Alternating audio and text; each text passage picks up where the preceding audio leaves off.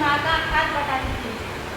और निर्भय की बात है कि माता रमाई जी 7 साल की थी तभी उनकी ऊपर से अपने माता पिता का छत्र छाया उठा था। अपने माता पिता का देहांत होने के बाद माता रमाई जी बहुत अकेली हो गई थी। तब उनको उनके मामा जी और चाचा जी ने मुंबई लाए और उनके परिवार ने उनका पालन पोषण किया। उनकी आयु थी 9 साल। तब उनकी शादी डॉक्टर बाबा साहब आम्बेडकर जी के साथ हुई। बहुत कम उम्र में शादी हुई थी क्योंकि तब मनुवाद संविधान लिखा गया नहीं था, इसलिए छोटी उम्र में लड़कियों की शादी हो जाती थी। तो बहुत कम उम्र में हमारी माता रमाई जी की शादी हुई। शादी के बाद वो डॉक्टर बाबा साहब आम्बेडकर जी के परिवार में आए और उन्होंने अपनी पूरी जिम्मेदारी पूरे कर्तव्य के साथ निभाई। जब बाबा साहब आम्बेडकर जी बाहर विदेश गए तब उन्होंने कुछ पैसे जमा किए थे, वो भी डॉक्टर बाबा साहब आम्बेडकर जी को वहाँ पहुँचाए ताकि वो अपनी शिक्षा पूरी कर पाए।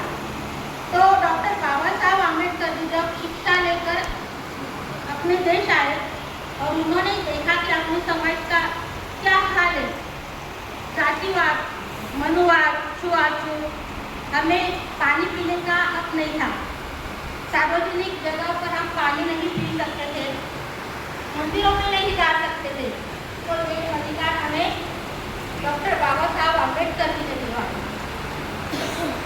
डॉक्टर बाबा साहब आम्बेडकर जी ने अगर संविधान नहीं लिखा होता तो आज हम महिलाएं यहाँ हम सम्मान पाकर नहीं होती।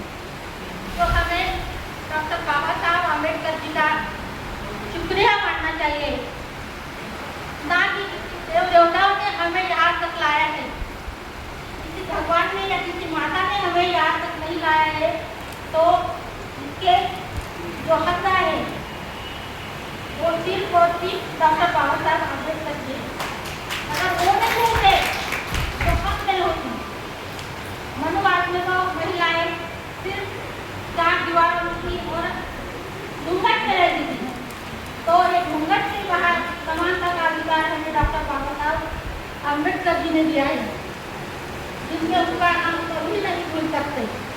तो हमारी माता बहनों को मैं यही निवेदन करती हूँ कि डॉक्टर बाबा साहब आम्बेडकर जी और माता रमाई जी का जो त्याग है हमारे लिए, जिन्होंने हमें मानवता का जीवन दिया, मानवता में लाया, पशुहीन जीवन था हमारा, तो जिन्होंने हमें मानवता का अधिकार दिया है, तो उनके लिए मैं बहुत बहुत अभिवादन करती हूँ उनके कार्य को।